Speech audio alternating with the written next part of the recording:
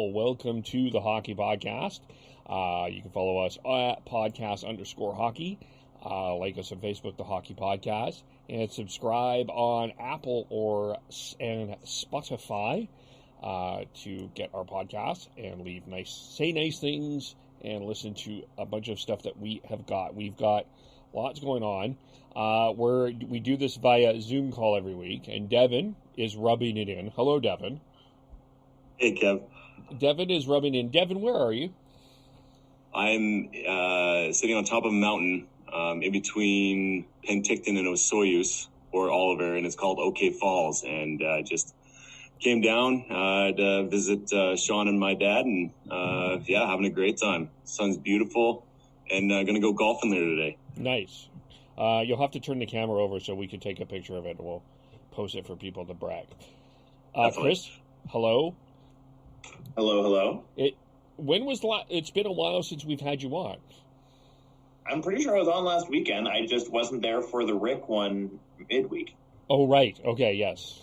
Okay. I think it's because we've done lots, and then you haven't been around, but you're doing okay. I'm doing fine. And yeah, I've just missed the specific interviews. I've been here for the main pod episodes. Right. Sean, hello. Hello, Kevin. How's it going? It's all right. A little rough from yesterday. We went out and enjoyed the nice weather in Calgary on a patio, and yeah. Nice. Okay. Social distancing, etc. Yep. Nice. Yeah. The one thing nice that Calgary's done is they've been very lenient on extending patios to give the restaurants and pubs and bars more land to work with to have more people on patios. So we had one right downtown that was just awesome. I think they can probably fit like 50, 60 people on the patio with social distancing. So it's pretty big, and they had some good happy hour specials. Nice. Heidi, were you there? I was there, and I also went for a 6K hike that morning before that. So, I'm just tired, and my legs hurt. Fair. Because going for a hike and then sitting all afternoon is not very helpful. But I'm good. Good. Tyler is not with us, but we do have live footage of where he is right now. We'll just get that here as we. Yeah, there he is. Getting a nice little shot there. Look at that. Like, just golfing away as it was his birthday this weekend. So we wish Tyler a happy birthday. Wish him one on Twitter as well.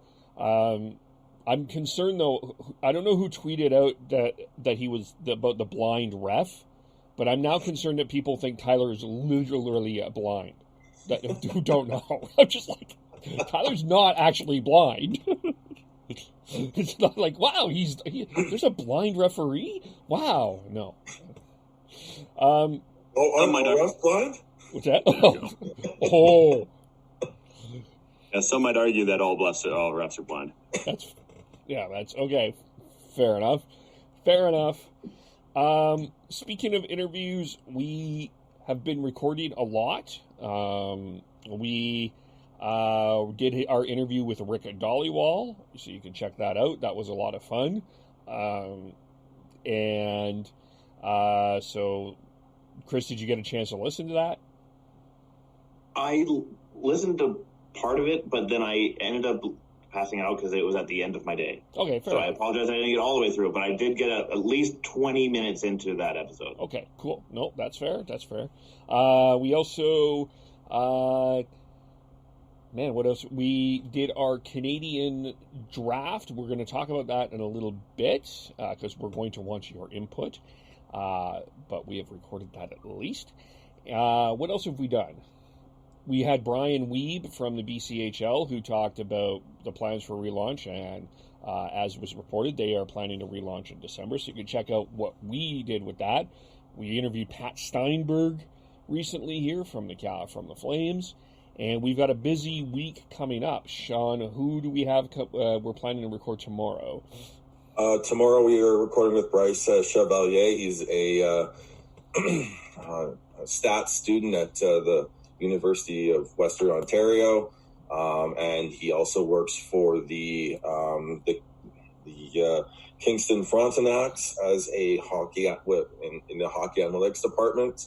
So we're going to talk to him about all that, specifically digging into what stats and what analytics are good at showing defensive, how good or bad a player is defensively. Yes. So we got that. We are hooking up with Chris Faber to talk about Canucks Training Camp because he has actually been there.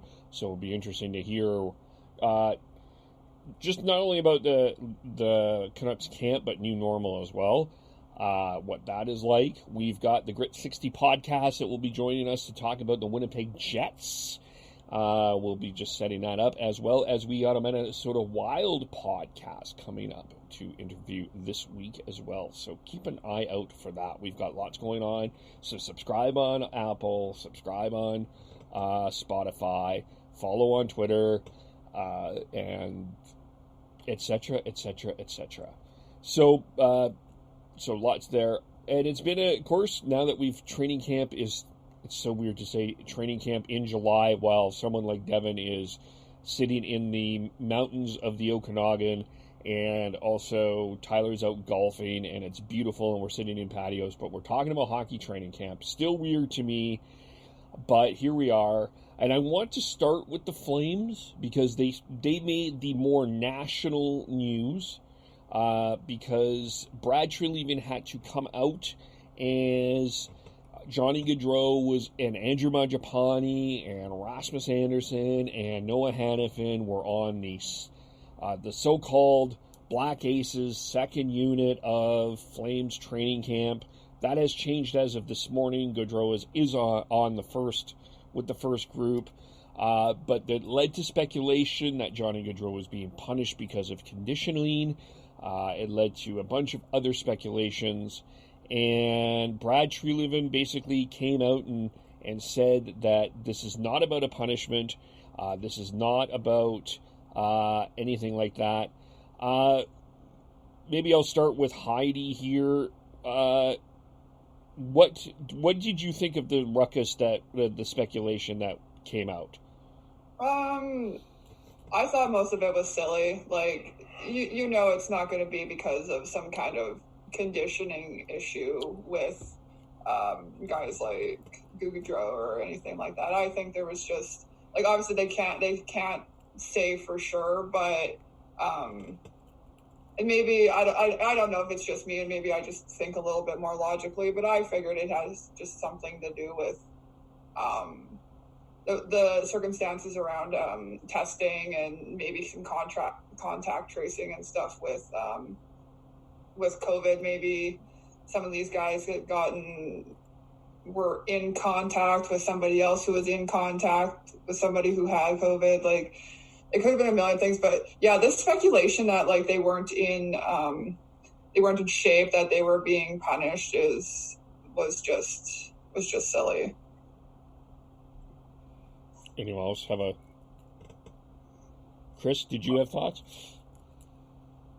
I think this just comes back to the issue of all they can say is unfit to play, or they have to the amount of privacy issues that they have to go through in terms of releasing injury or illness details. So with the NHL and NHLPA agreeing on the very unfit to play or fit to play, just going with those two terms, there's only so much you can do, and it just leaves so much stuff up to speculation at that point. And it kind of keeps with the whole, like, the NHL being secretive about injuries, especially during playoffs. Like, this is still just more the same. It's just they switch lower body injury or upper body injury to fit to play or unfit to play. It's even more vague now. Fair. I think whether or not my assumption of this is true, but you kind of get to see, the Byron Phrases, the Alan Quines, the Auston Czarniks actually play with, the fair majority of the NHLers too, and kind of see where they sit. Instead of having them on a separate roster or a separate ice time, you get to see them and how they fare up against day-to-day NHLers. So, I think whether or not that's the entire reason or not, but I think it's been beneficial for the coaching staff and the upper brass to see exactly what they have there in their Black Aces. What do you think though of this term "unfit to play"? Like, I want to respect the player's privacy, and I absolutely want to do that. At the same time, to me, I'm with Heidi. I think this was all kind of obvious that this was had something to do with tracing or COVID related. I don't think you needed to be a super Sherlock Holmes to figure that out. Maybe that's me.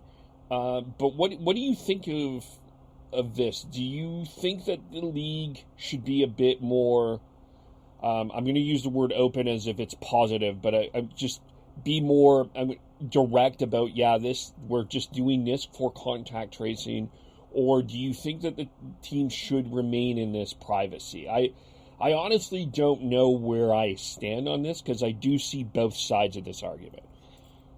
I don't think, I actually think it's fine, because as we've discussed on here, and I think we've discussed amongst ourselves as well, like, Twitter, social media would lose their mind if, like, somebody said, oh, whatever, Dylan Dubé is not at practice because of a COVID-related something. Like, people would lose their shit, and they would start speculating. And so I think just having that blanket term to cover everything, whether it's injury, whether it's an exposure, whatever, is perfectly fine to me. Like, I get, like, that it maybe leads to more speculation, but the catch-22 is, if you are giving out details, then you're also causing people to lose their minds about different things. So I don't know. I'm fine with it.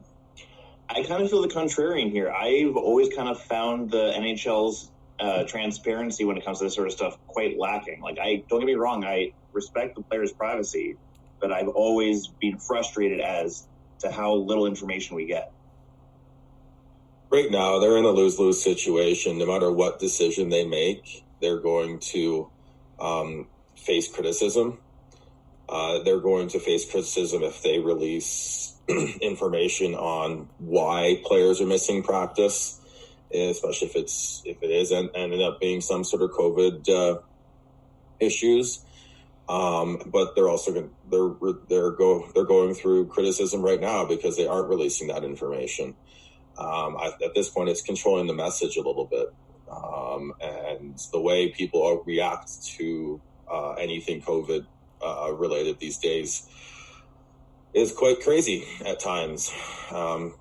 And they go kind of off the deep end at times. And I think that the more you control the information that gets released, the more you can control the message a little, in terms of making it so that it's as positive as possible.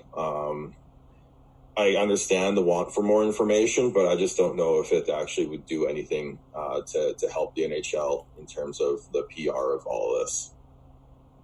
I think that the NHLPA has something to do with it as well, protecting their players, whether or not they are injured or have COVID or are potentially just out because of possible tracing.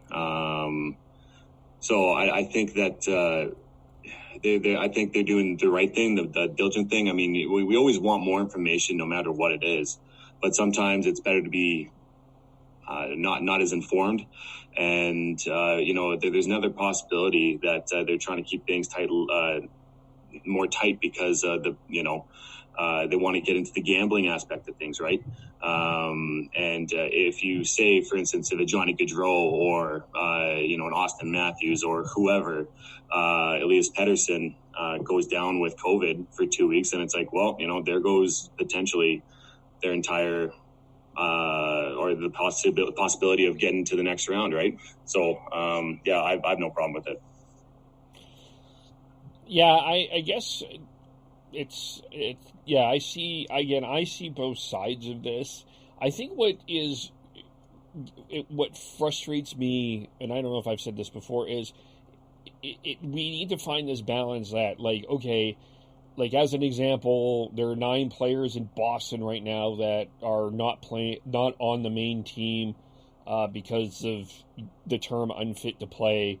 And then there are these tweets that we need to shut everything down. And I think I don't know who needs to do this overall, but there needs to be some sort of education system put in place that, unfit to play or, possibilities of something doesn't mean that everything is going to go to crap. That's the part where I think that I understand where the NHL is coming from privacy, because Sean's right. You're going to lose the PR battle either way, but it feels like there's just this. I'm going to sound controversial for how I'm going to say this, but I don't know how to say it any different. It feels like when there is a COVID case, it feels like everyone starts to panic. When there's nobody who said in any way, shape, or form that there wasn't going to be a COVID case. We knew that was still going to happen. It's just we don't want it to spread, and we don't want it to go out of the way. Am I making sense here, or am I? I think that's within reason.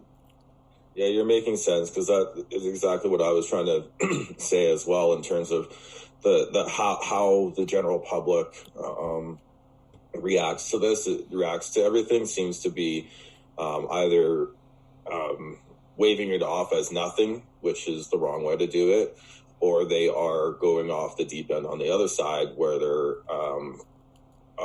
as you said, panicking in a sense, in terms of how they react, and thinking that it's like they just look at certain they pick and choose what information they want, and then they extrapolate from that. So the more information you release in terms of that, it gives them more leeway to what they can pick and choose, and again skew the PR towards what they want versus what the NHL is wanting, and what might be closer to the truth. Yeah. Any other thoughts on that? No. Now, to get to the lineup part of for the Flames, Heidi, Devin, I'm curious here. You kind of Devin, you mentioned a little bit that this was an opportunity to see some of the other people, that the non-regulars, the Black Aces, an opportunity. Are there any particular Black Aces that you want to see more of on the forward side? Auston Czarnik comes to mind right away. It baffles me that he got injured and then sent down, and hasn't been up since. And he's been a tweener his entire career. But I feel like there's so much offensive side, and especially with the second power play unit struggling to produce. I feel like he would be a great upgrade on one of the flanks there for using his shots. So he's definitely one of them, and Alan Quine is the other one. I ever since the beginning of training camp, I've loved the way that he's played.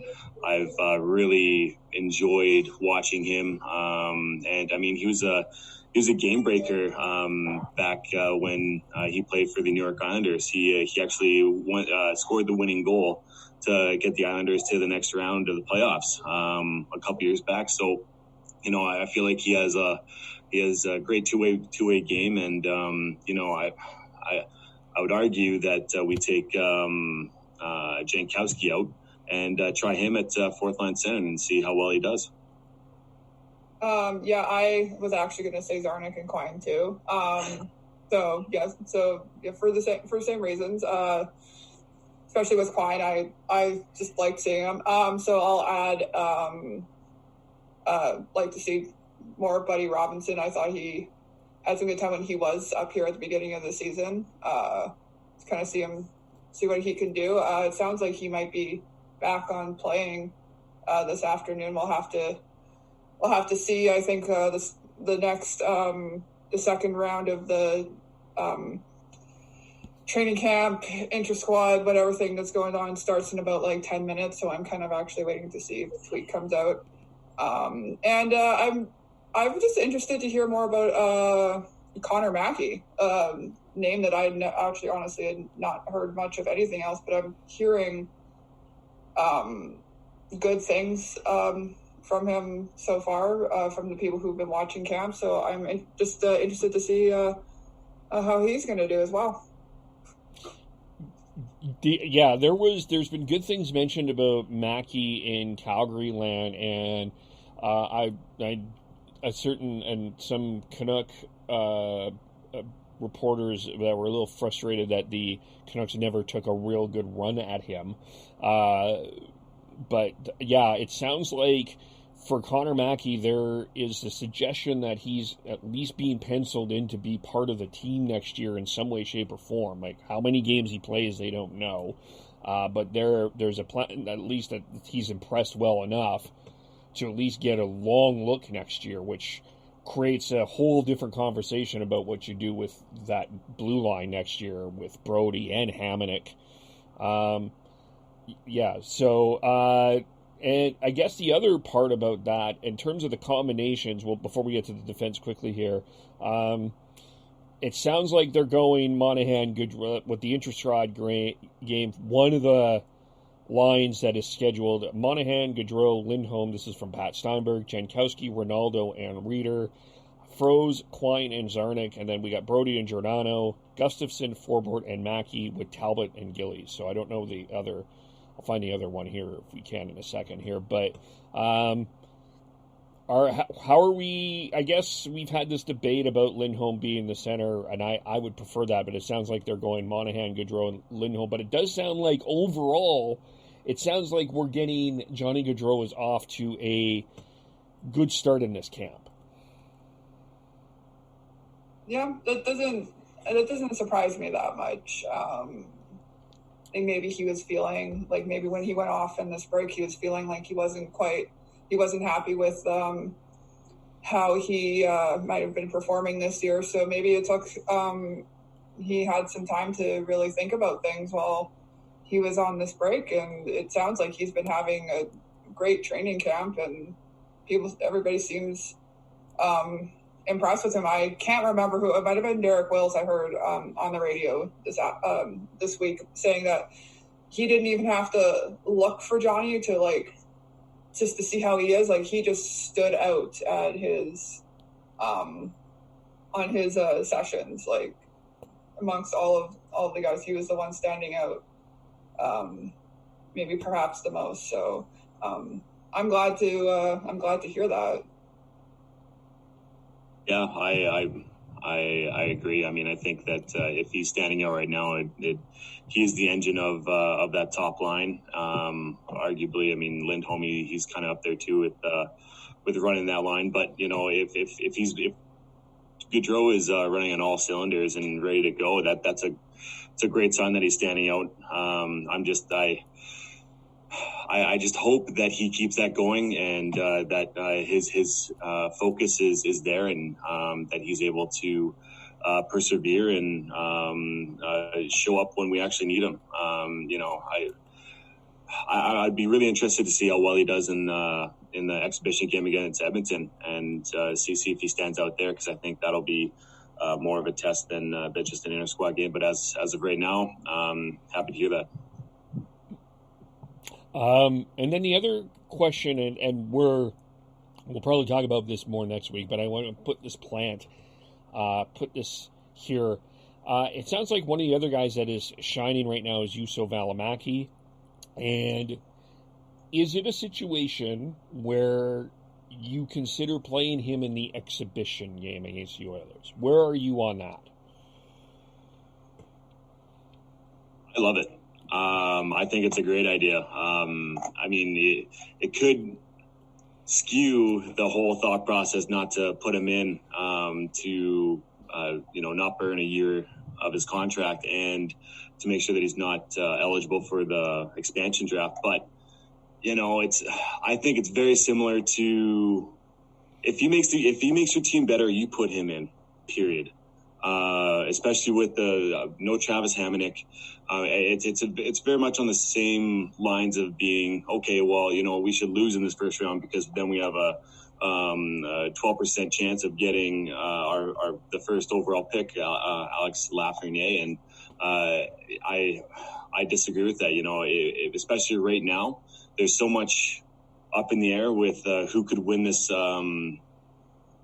Win the Stanley Cup, but I think that if he stands out, you got to see what he has, and putting him in the exhibition game, I think really shows that. And I feel like if they don't, then they're not doing their part to make sure that the Calgary Flames will be successful. Yeah, I would like to see him, especially if it's the exhibition game. If it's not going to count towards that possible caveat with the whole expansion draft thing, then. Yeah, why not put him in, see how it is, and if he looks fantastic in the game, really, I don't see, I guess I do see where the problem is, but if he, as Devin said, if he's playing great and he looks like he can, really contribute to the team and how they could fare against Winnipeg, then I think you take that risk. Anyone else have any thoughts? No, at this point, I think you have to. It'll come down to how well he looks compared to the rest of the defense. Without Hamonic, there's a more of an opportunity to slide him in. But if he looks significantly better than 2 or 3 of those defensemen that he's battling it out with, then you have to put him in. This is not something that you. This is not a regular situation, and if you're looking too far ahead, you might miss your chance. I honestly think whatever odds that the bookmakers and all the experts have in terms of who's a favorite to win the play-in rounds and playoffs and potentially the Stanley Cup, I think you can, in a way, I would honestly throw them out the window, because you've got something completely different here, and you don't know what you have, what's going to happen. You don't know if there is going to be what teams buy in properly. And if you can get your team to buy in properly and play your best players, you don't know how far you can go. So if he's significantly put himself into a spot where he is a top 4 defenseman, play him. Don't overthink it and try and just sit him for the sake of sitting him. Play him. And at least for me, I don't pay super close attention to the Flames news, but I have to agree with the same logic that everyone else has spouted already, in the sense of if he is pushing for a spot, they should give it to him. If he's making a point of being, hey, I'm this good, you guys should play me, then you guys need to play him. Fair. Yeah, and so we'll see as this week we're as of this recording, there's going to be one inter-squad game, the first one tonight, as they're mimicking their exhibition game against Edmonton, and then the first game against Winnipeg. So we're going to be seeing a lot more about that going on during the week, so we'll have to see about that. The Vancouver Canucks already had a scrimmage, and of course it included a comment like this. And here's the face-off coming back in the... Oh, yes. Anyway, Bo Horvat basically called out Jake Virtanen for a play. Virtanen missed the net, then took a run, and then Horvat made some comments there. I'm going to start with Devin because I think he's got the highest level of NHL experience or NHL hockey experience. I'm not saying Devin played in the NHL, but how often does that happen? Does it happen more often than because we watch in the stands and we hear crowd? Does this happen more often than not? If you have certain leaders, it depends on what type of leaders you have and who wears a C. If you have more of a Lindstrom type of leader, then he probably might say not say a lot and is very lead by example. But then you have more passionate people like Bo Horvat, who if you're not doing what you need to do, if you're not looking up to his standard, then you're going to hear from him, and good on him, because it shows, first of all, that Bo Horvat cares and that he is a captain in this league. So I'm not surprised that he was vocal about Virtanen, because, and especially with his history, Virtanen's history, he hasn't really shown that he is a full-time NHLer in my mind, or has the work ethic of a full-time NHLer. So, good on Bo Horvat, and it does happen more often than you would think. And just to jump off of that, to use a more specific Canucks example, instead of a Lidstrom, Bo Horvat to me reads more of a Linden type captain as opposed to a Henrik type captain. Yeah. Like, I'm pretty sure Linden in his heyday in his early 20s would be just as vocal if he saw something he didn't like, whereas Henrik is a much more meek, sort of quiet sort of leadership. The thing with Bo, though, is I think he has that passion and he has that fire, but he also knows when knows when to use it. And that's probably the influence from a Henrik sort of situation. Yeah. He knows that he can't just yell and scream and be John Tortorella.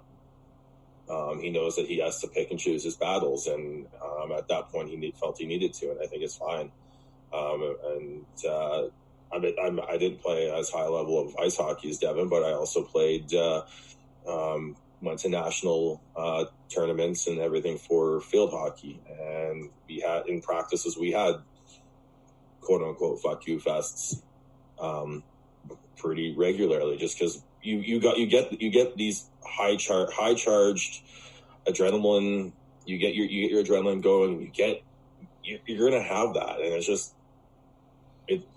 I'm sure they laugh about it. They laughed about it afterwards. Like, they talked about it and laughed at that. It got caught on the mic. It's just, it happens, and it's nothing more than just them.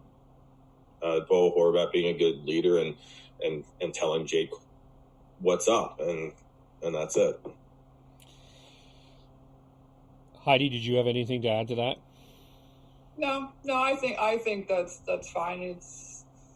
I think it's good for guys on the team to keep themselves keep each other accountable, and if you notice something that maybe someone else is not noticing, then just say it. But as I said, like, it gets caught on the mic, and then people want to talk about it. But I don't see the problem. Oh, I think there's going to be a lot of things caught on mic these next 2 months that are going to entertain us in many ways. So these playoffs are going to be a gold mine for trying to hear swear words without getting caught in the censor.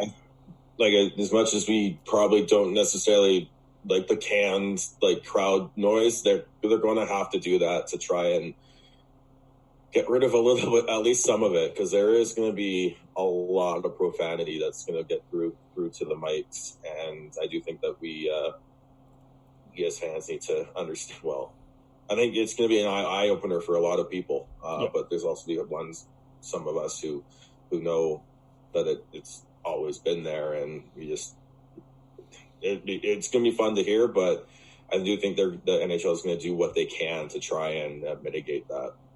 I'm sure there's probably going to be a 7-second censor or something to that effect.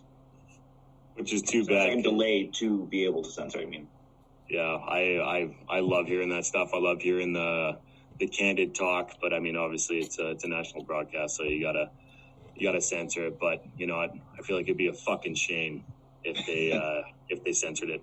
Yeah, well, you know what? One of my first thoughts when I heard Bo that was doing that, I was like, "Where, Devin? Are you at Canucks camp there? What's going on?" No, well, since we've already broken that barrier, fucking A.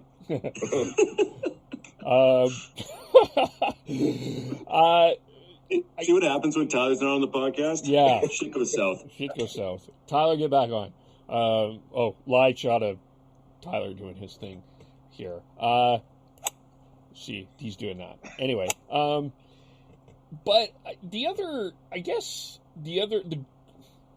Virtanen did not have a good game, good scrimmage, and then he was part of the extras. Maybe this is, instead of attacking Virtanen, which seems to be easy to do here, I want to talk a bit more about Zach McEwen. Because this is a guy, he is making the situation very difficult for the Canucks in that I'm finding it very hard to keep him out of the lineup. Like, I'm not saying that McEwen is better than Virtanen. I'm not saying McEwen is necessarily better than Louis, but what the effort he's putting in is making things tough to make decisions for where the Canucks are at in a good way. I'm not the effort that Zach McEwen is putting in is admirable, and I'm curious what you do at this point with Zach McEwen. Well, yeah, the Canucks are going to be have to make some very tough roster decisions up front. It looks like Louis Eriksson and Brandon Sutter are battling for a spot on Jay Beagle's wing. Looks like Jay Beagle and Tyler Mott are going to be mainstays on that line. And then it looks like Virtanen, McEwen, and then you're going to throw in Michael Furland if he can get past whatever is holding him back here and get to health to be on the right wing with Antoine Roussel and Adam Gaudette. So I do think that there is some major, very interesting roster decisions to come. And Zach McEwen has done a remarkable job forcing his way into that decision. I think going into this, I think a lot of people thought that it was Jake Virtanen's spot to lose, and if Verland was healthy, then maybe you'd have a decision to make. But now you've got Zach McEwen putting himself in a good spot too, and that's something that is really good for the Canucks, because they going into this, you need the depth, and then looking past it, they can move on from, say, a Jake Virtanen, and not feel like they're losing that much. So I think it's really good. And going back to when they signed Zach McEwen, it was a fantastic find for them, and he looks like he could be a good bottom six forward for years to come. Yeah, I'm definitely getting some deja vu in the sense of like McEwen this season is basically doing what Gaudette did last season. He's forcing them to put him in the lineup because he's playing that well, and he's, at least from my perspective, he's kind of being more of the power forward style that we want Jake to be, but Jake hasn't done consistently. He's only shown flashes of it. So if Zach can consistently be that guy, like Sean just suggested, maybe that opens the door for a Jake trade. Who knows? Well, and from an outsider's view of the Canucks, I mean, I could see him not being part of the first game lineup, but if Jake falters at all, man, you got a good number two, or even arguably he could be your number one pick to go in there right now, right? So, good for Zach for making it hard on the Canucks, and if you have those type of decisions to make, those are the good type.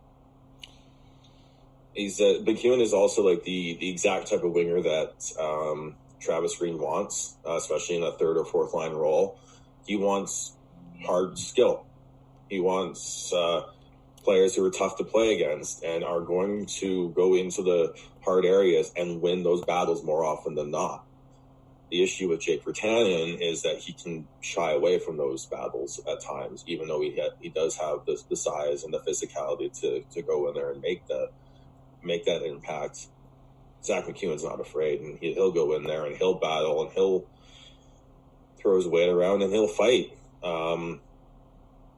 If you look at the Minnesota Wild roster, they've got a couple decent top six lines, and then they're big and they are physical in that bottom six, and the Canucks are going to need to match up well to have a chance to win the series like I think a lot of people are picking them to do.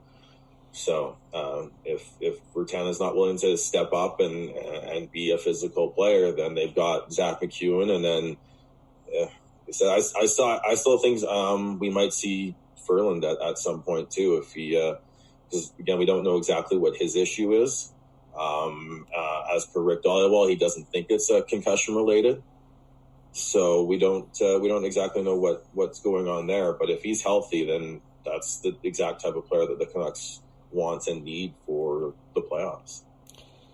Yep. So one more thing on Zach is that he's also a center, right? So if Gaudette gets kicked from the draw, then Zach can go in there and have a better chance than Virtanen. Yeah, McEwen hasn't really played much center as a pro, but he can slide in as a second option on the faceoff. So in terms of, again, early, but where are you in playing Zach during the exhibition game against Winnipeg? Oh, I'd play him. Yep, third line wing. Yeah, I'd play him. At this point, you have to you find a way to get him in there because you want him raring to go, and I think you have both him and Virtanen and play and see who plays better and see who earns the spot. I'll be very interested to see how all the teams approach that preseason game and if who they sit and who they play, because you with only one you kind of still want to give all your top end players spots, but you still need to figure out there's going to be roster battles that need to be decided. Yep. Yeah, it is going to be fascinating to see kind of how that looks in terms of for all the teams. I'll ask Sean this. I'll start with Sean on this too. But the other question, I guess, is how the top six looks. I mean, you have Pettersson, Miller, you have Horvat, Pearson. But who do you play with who? Do you play Besser with Pettersson or Horvat, or do you go Pettersson, Miller, Toffoli, Horvat, Pearson, Besser, or do you go the other way around? What are your thoughts on that? I like the way they have it right now, where they've got Toffoli on Pettersson and Miller's right side. I think his style fits better. He's more of a finisher, trigger guy, a sniper than Brock Besser is. He better at finding the soft areas and floating into them and then being available for a shot. Well, Brock, I think, actually needs the puck on the stick. And Miller and Pettersson, they control the puck and they control the puck possession on that line. And I noticed that at times Brock did seem to get lost in the shuffle because of that. And I do think that if you put him with Pearson and Horvat, he can be a much more of a focal point and get the puck on his stick more often. I think he'll benefit from it. He's got underrated playmaking skills that a lot of people don't actually realize, and I think he'll benefit from playing with Horvat and Pearson more than he would with Petey and Miller at this point. Yeah, I have to agree. And I'm pretty sure I read an article in the last couple of days which basically made the exact same argument that Sean just did. And I have to agree. It kind of just makes more sense in the sense that Toffoli is, like Sean said, the better finisher, and Brock tends to like to have more time with the puck as opposed to just having it for that half second to make the shot. So I think ultimately he's going to benefit more from being on Bo's line and keeping Toffoli up with Miller, Patterson. Anyone else have any thoughts on that? The one thing I'll add is I Besser's also got some underrated defensive skills too, abilities, and I do think that that line, Pearson, Horvat, and Besser can be a good sort of top six line that you can match up against the top line for the Wild, which I believe it's going to be Greenway, Stahl, and Fiala. I believe. I could be wrong though. Is there anything else at Canucks camp that we have missed or is not being talked about? The one thing I like is that I know going into this, I think there was a lot of Canucks fans that were concerned that maybe Travis Green would go back to old habits and look at having Sutter and Beagle as centers in the bottom six, but Adam Gaudette is solidified as a top four center now, and he'll play alongside Antoine Roussel and he said one of Ferland, Virtanen, or McEwen at this point, and I think that's fantastic. They desperately need him on as a big part of that second power play unit, which is was one of the better second units in the league at the second half of the season. So seeing that is good, because if the Canucks can continue to have Pettersson, Horvat, and Gaudette grow as their core down the middle, that is it's hard to beat that. Yeah, like Devin said earlier in the pod, like you have to play your best players to be able to win the games. So even if we're sitting a lot of money with both Sutter and Eriksson potentially being on the sidelines when the games happen, if Gaudette and McEwen and all those guys are pushing to get those spots, then we have to give it to them. And the other thing is that if you do start with those players, then you do have some veterans that could just step in and hopefully if those young guys falter, that they can just pick up where they left off, because they do have that experience, especially Brandon Sutter. Mm-hmm. For funsies, the lines as of right now, according to dailyfaceoff.com, for the Wild: Stahl, Greenway, Fiala, Eriksson, Ek, Parise, and Luke Kunin. I think I mispronounced his name. Galchenyuk, Foligno, and Zuccarello. Mikko Koivu, Ryan Donato, and Ryan Hartman. Defensively, they'd go Suter, Spurgeon, Brodin, Dumba, Carson Soucy, Brad Hunt. For the Wild, if you're interested. Yeah. Overall, not a bad lineup. I'm not going to lie, like it's going to be a battle for this play-in series for sure. Mm.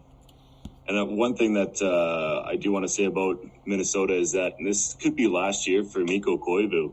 So you think that, he's been a lifelong Wild. And so he's, you gotta wonder if that's going to be some extra juice especially for him. But, hopefully that the team can rally around that and give him a good one last push, because he was actually, they talked to him about potentially moving him at the deadline to give him more of a chance. But he said no, he wants to stay. So I wonder if that's going to be a big upswing for Minnesota. Mm-hmm. Yeah. Interesting. The Flames, quick, did we send there you were wanting to talk about? I know Heidi had to pull up the news that Buddy Robinson, Dylan Dubé are both back on the ice playing today. So good. Yeah, good. So that was good news. Notable Phillips was not out skating today. And Derek Ryan skated this morning before the first thing, but obviously has not been not playing in the inter-squad today, but at least this morning was out taking laps and stuff. So hopefully he'll be ready to go as well. Hopefully he'll be fit to play. fit to play. All right. So, yeah, we've covered that. Let's, the awards nominations have been giving out. Here we had Quinn Hughes nominated for the Calder. We won't get into that debate here, but the two that I wanted to get into were the Masterton and the Lady Byng. And I wanted to start with the Masterton. And I wonder where everyone is with this award. It caused a ruckus on Twitter. Oiler fans, as an example, were upset that Connor McDavid was not nominated. There's other fan bases that are upset that their player isn't nominated. I have to be honest with you with this award. I think it's a great, while it's great in intent, I'm not sure I feel comfortable with this award being the Who Does Adversity Better award. And I'm wondering what your thoughts are on just making this a team award and just honor everybody and leave it at that. Yeah, I'm with you, Kevin. It's weird. I don't know if like COVID's changed my thoughts on all this. Like I used to never have a problem with this, but this year I think I've really started to recognize that it just seems like it's almost like a competition as to who had a bigger tragedy or something like, and that just, when you really think about that, like that's like, why should you get a trophy for having the bigger tragedy and or whatever circumstances in your life? And I think, yeah, like as you said, like maybe go towards like a team award. Just maybe there's something to do with the NHL puts out some kind of special piece about highlighting all the different players that had went through something that year, big or small. The separate teams could nominate their players. Like, just they need to do something else. Like, I think these stories are important to highlight, and I think like we like to see them, but it's not something that should be like a competition or award at all. I personally see both sides because, like, I can understand how it seems like it's this competition of who has the worst thing happen to them and who dealt with adversity the best. But at the same time, if they make it a team award, it kind of takes away from that individual sort of accomplishment that they were able to overcome this giant piece of adversity.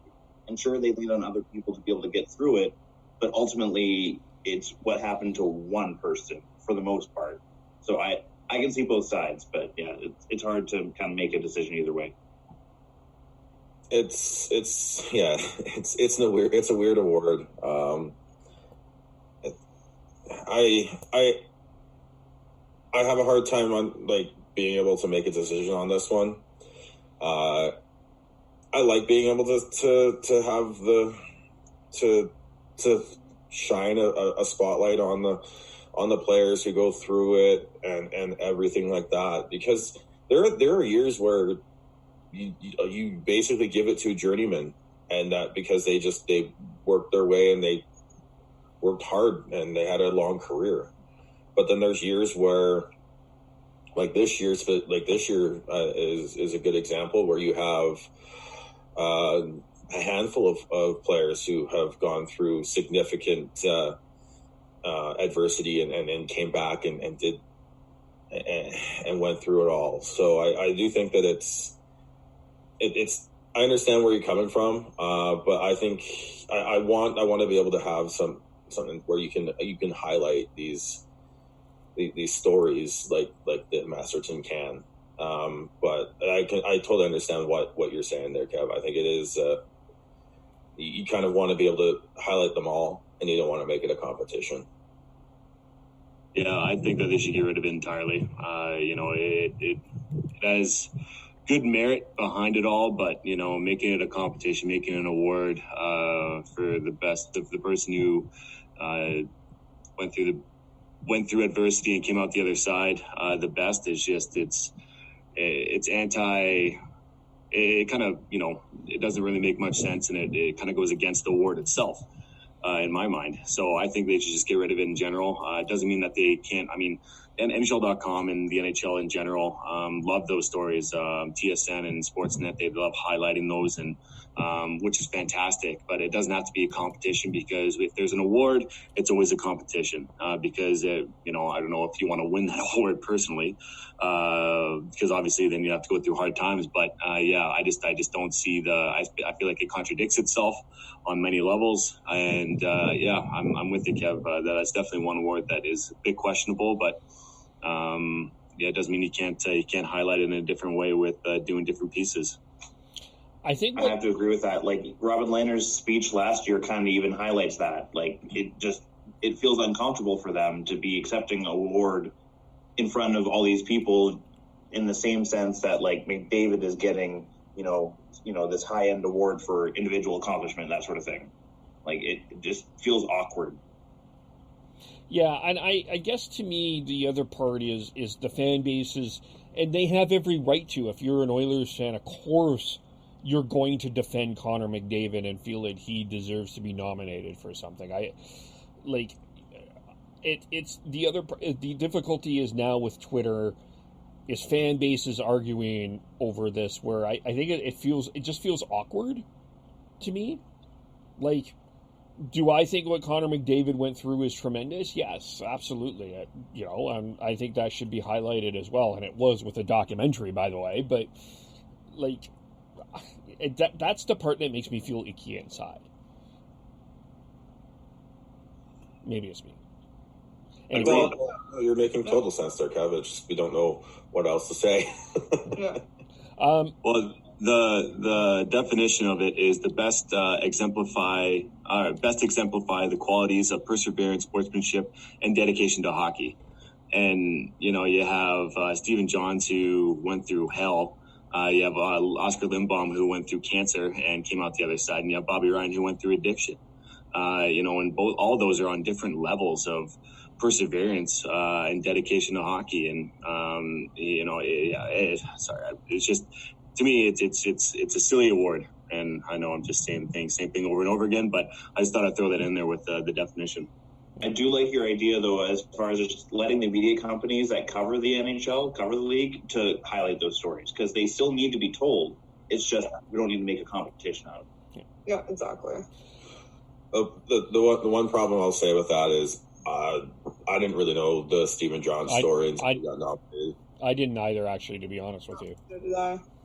So I was like, oh, what? Okay, so let me look into this. Why did he get nominated? I'm like, oh yeah, 22 months of post-concussion syndrome and trying to come back from that. Like that's insane. And he still came back and is playing quite well. So it's just, I think if you go that route, you have to make some sort of mandate where you find a way to highlight these stories and tell them, because they need to be told. Yeah.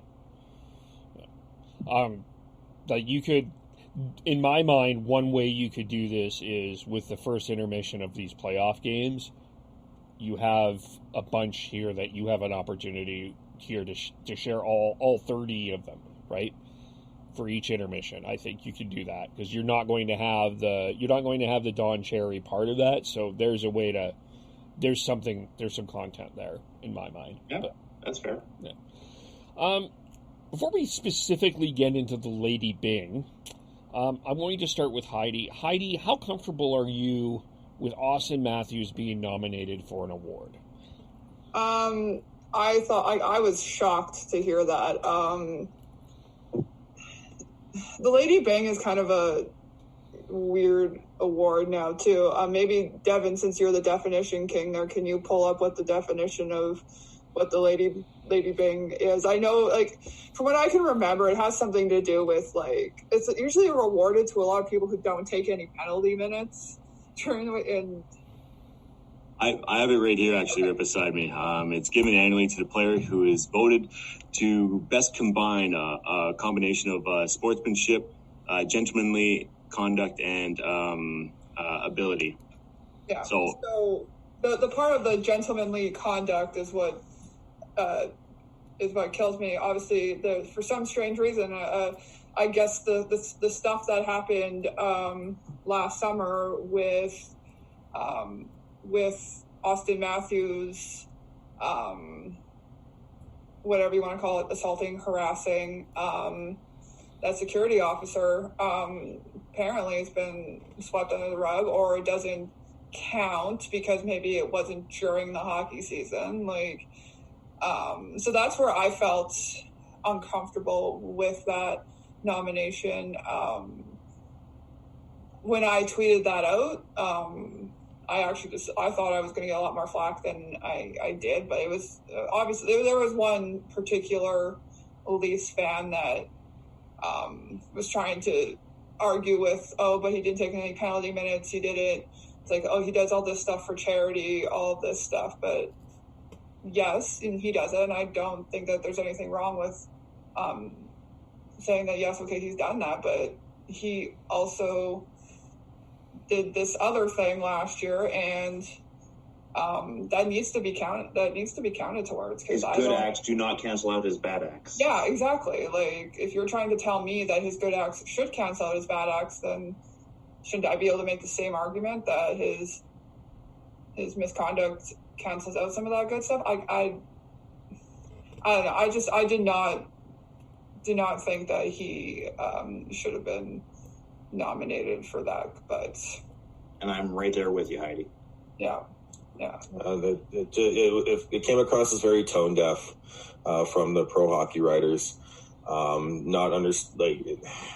Again, gentlemanly conduct. I think you need to be able to act properly on and off the ice, and not try and sweep it under the rug like he did. Like that. Not only did he do all that, but then he tried to hide it and didn't tell anyone that what happened. Like it just. I'm sorry. It's totally tone deaf. And yes, he had only 8 penalty minutes and was basically a point per game player. But at that point, I think you need to just punt it down the road and just not have him removed from eligibility because of that.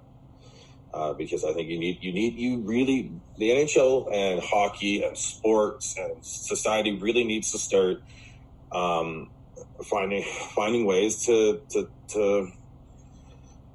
show people that they care about everyone. I think this nomination is a slap in the face of everyone working hard to make hockey and sports inclusive and making it welcome to anyone who wants to be a fan. And I really don't. It really leaves a bitter taste in my mouth on knowing that they ignored that and just decided to give it to him because he had 40 some goals and only 8 penalty minutes. I think it needs to be more than that. It needs to include how he acts off the ice, and I don't think anything how he handled that situation says to me gentlemanly conduct. Yeah, I agree with you guys. It's only on ice that they are voting on, and it should be expanded outside of it. But then once again, you're kind of getting into the nice person award or the nice guy award kind of thing, and which isn't a bad thing. I think. Yeah, I don't know. I see both sides for sure. And I do have I don't think he should have been, part of the 3 nominees for sure. Do I think he's going to win? No. But, there should be a correlation to, especially with some off-ice issues, to being awarded something that has gentlemanly conduct within its definition. And that being said, too, I think we need to question the Ryan O'Reilly nomination as well. He's last summer he had an intoxication issue with driving into a Blockbuster or something like Tim Hortons. Yeah, I think it was. Yeah. So I do think we need to start holding these if you're going to hold these players up to the standard of sportsmanship and gentlemanly conduct, you need to look at off the ice as well. You can't be nominating players who have significant issues with what has happened off the ice. two questions are arising from this. The first question is, in both cases in Matthews and O'Reilly, was there enough questions, pressure, challenges over the year from the media about their conduct in the offseason? Or was it Matthews, as an example, they made their statements and then we will just leave them alone? There wasn't for O'Reilly at all. The media definitely pressured Matthews at the beginning, but to me, I think you have to move on at some point. But again, you still have to understand that he still did that, and you can't just forget about it. So, for me, I think it's just there needs to find the right balance of holding these players accountable for their actions off the ice. And then, but to also understand that they still, if they're starting to show that they're learning and everything, that we need to be willing to give them a second or the second chance at that point. But I don't think that should within a year of both of those incidents, they're now being trotted out as sports the best sportsman and gentlemanly conduct for the league. And I think that's just blind, like completely tone deaf on what's going on. Yeah, I'm in complete agreement with Sean on this one. Yeah, I don't know. I agree. I mean, like, whether or not when people screw up who are celebrities or in the spotlight, yeah, they get criticized, and you know, we're not all perfect human beings here. Like, well, I've done stupid shit in the past too, but with it being, you know, with it being Auston Matthews, you know, arguably one of the best U.S. players right now. You know, he has a standard that he has to live up to, and I feel like the media did a good job in trying to find out exactly what happened and the truth, and you know, he wasn't able to hide from it. And so, I mean, there's only a certain amount of time that you can really criticize a person, and if he's showing that he has remorse and is willing to learn from his actions, then, you know, I don't think that you need to really harp on it much more than that. But yeah, I think there's definitely enough media coverage to show what happened with Auston Matthews, and yeah, not so much with Brian O'Reilly.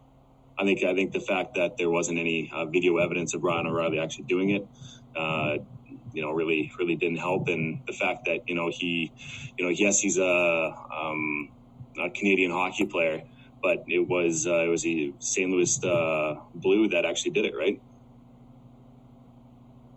Mm-hmm. I think that has to do with it as well. Yeah, not in a large Canadian market for sure. Yeah. Heidi? No, you guys have covered kind of everything that I've thought. The next question on this comes from a tweet from Samantha CP from the Area 51 podcast. So shout out to their podcast. Subscribe and listen to them. PHWA membership is 270 men, 31 women. That's a 9-to-1 ratio. I'll start with Heidi. How much do you think that affects this? Oh, I think it affects it a lot. I would like to have seen, not like publicly, but just for my own curiosity, I would have liked to have seen where the different people who had nominated who in there. And I definitely think that there should be a little bit more representation of female writers in there. There is plenty of them. And I think there's a way to make that work for sure. We will, as far as I understand, I'm pretty sure that the voting does get released after the awards. The awards are actually presented, so we will be able to see that. We are in a crossroads. I do think we are going to see a lot more women start to cover hockey and get part of that, the Pro Hockey Writers Association. And we need to be very willing and supportive of the ones who do put themselves out there and for that.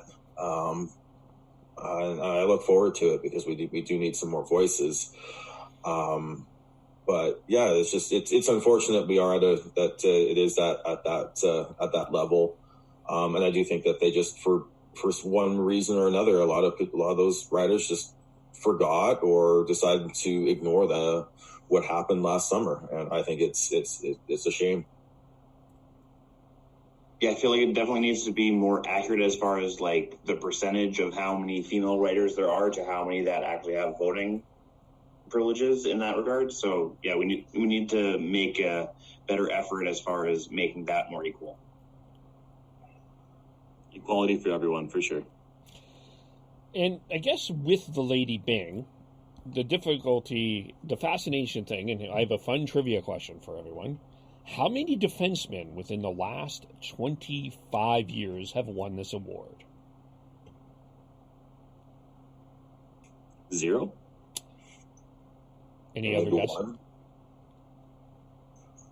Did Lidstrom win it? Nicholas Lidstrom did not win the Lady Byng, but Brian Campbell won the Lady Byng in 2012. Yeah, because I saw that too. They're talking about how Jakob Slavin was a bit should be up there instead of others. And I do think that I think what's happened with the Lady Byng is they look at who has the best ratio of points to penalty minutes.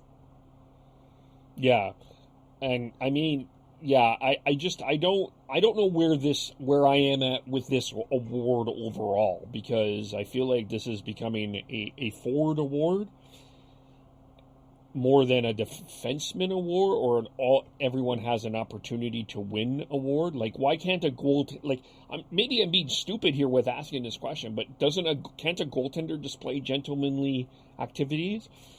I mean, yes, they're generally weird, but like a goaltender's never won this award. Like, this has generally been a forward award. My question would be, how could you gauge that if they're being gentlemanly conduct or not? I mean, you have like the Mike Smiths of the world, and then you have the Carey Price of the world, and even Carey Price, he can lose it every once in a while, blocker someone because he's been in the crease, or slash him in the back of the legs. Like, I don't know, it'd be super hard to really gauge that. Well, and that's why it's become such a forward heavy award, because it's so easy just to go, well, these three players had the best points to penalty minute ratio. Those are my three nominees, instead of actually looking at how they play and what they do and how high a skill. Like, that's the thing with Jakob Slavin, is he may not have all the points, but he is an elite defensive defenseman. Like, he's top 2 or 3 in terms of full pure defensive defenseman in today's game. He's right up there with the top end player, the defenseman. And he doesn't get and because he doesn't put up points, he doesn't get the Norris either. So I think it's unfortunate that we don't. It's gotten to that point, and again, it's just, I think that's legitimately what some people did, and with Auston Matthews having 40-some goals and 80-some points and only 8 penalty minutes, it was an easy nomination for many who did that, because that's all they do. They don't think about anything else, and they should. Yeah, it feels like it should be like a more complex nominating process, whereas it seems like people who actually do the nominating are kind of cherry picking and taking the easy route. Jeff Merrick has said multiple times that Zdeno Chara should be nominated and win the Lady Byng Award every year, not because of what he is doing. It's because he chooses not to basically run everybody and just kill everybody, right? It's because he has the ability to do that. He's a massive human being, and he chooses not to. So I think that's kind of fun, a fun thought process. Yeah. To me, the better award to win, if you want to win an award, is the King Clancy Memorial Trophy. Exemplifies leadership qualities on and off the ice. That's the award that people should be clamoring to win, not the Lady Byng. Yeah, I guess that's to me, I guess my point to all of this is I almost wonder if there are too many awards. and I'm not trying to like say like we're giving out the participation award, but I feel like this is something that can be streamlined by the NHL. Like Hart for sure, Norris for sure, Vezina for sure, Calder for sure, Clancy for sure, Pearson for sure.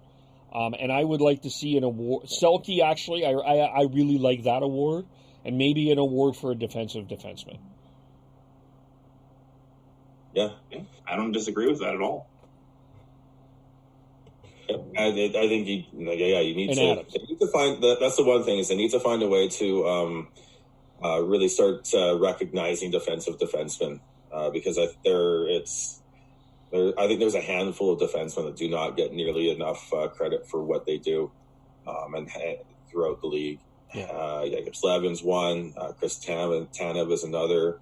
I would say Jake Muzzin on the Leafs is someone that doesn't get nearly enough recognition of how good he actually is as a defensive defenseman, despite being in Toronto.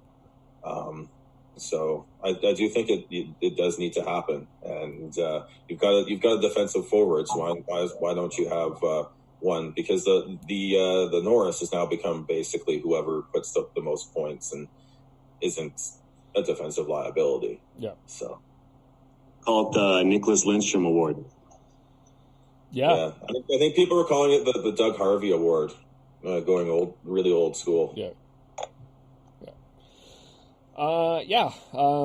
That's to me, it's just streamlined. Oh, and I mean, if I didn't say it, the Jack Adams Award too. And the GM of the year, I do like that, but like you can streamline this a little bit. Yeah.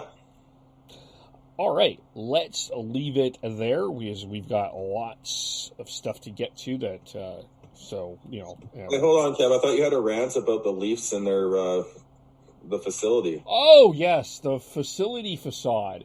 That isn't that like isn't that so Canadian almost?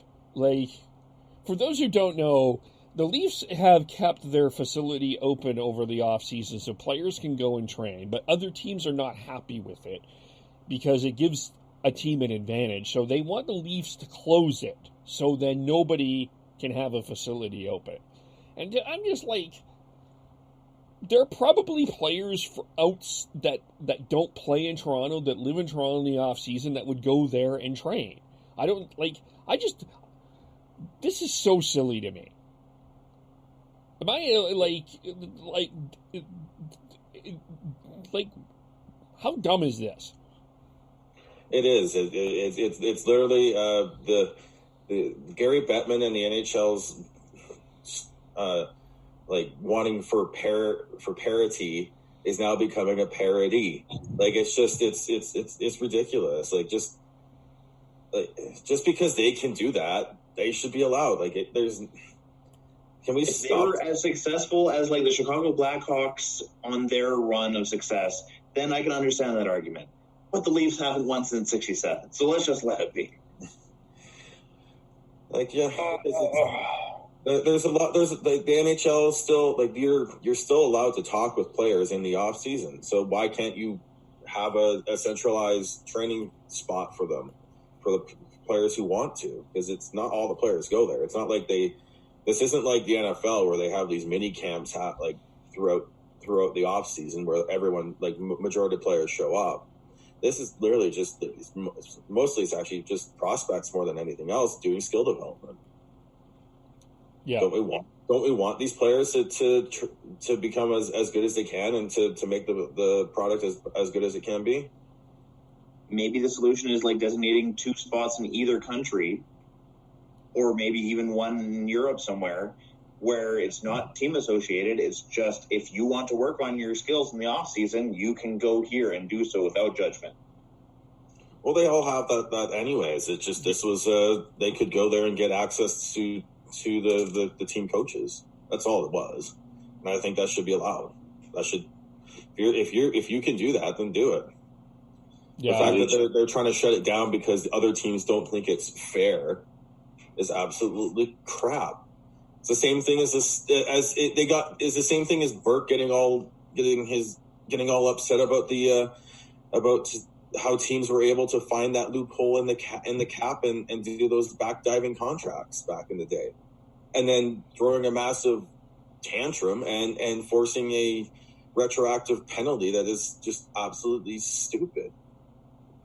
It's also very similar to, getting mad that certain players have certain personal skill coaches or have a great physiotherapist or something like that. It's like, get off your high horse here. Come on. Jeez. Let's get going. Because you went to Gary Roberts' training camp and not BioSteel's, that's not allowed. Yeah, that's it, pretty much. It's like, if it's not Gary Roberts approved, we can't use it. Good grief. Like, it's just, I don't know. It just seemed ridiculous to me. It's like, instead of saying that's not fair, find ways to create advantages for you to help your team. That to me is, because if you're going to do that, then you're going to have some sort of a system to change the way that teams can offer because of taxes. And that's already an advantage, by the way. Vegas has that advantage already because you don't pay a tax in Nevada. Yeah, Florida. Yeah, Florida as well. Yeah, it's just there are ways that things are, there are competitive advantages for different teams. Stop taking them away. Yeah. Or just get rid of them all, and we'll just becomes like that. Every player has to pay taxes out of one, like New York or something like that. Like, it just you have, if you're going to be this nitpicky about that, why aren't you being nitpicky about other things? Yeah.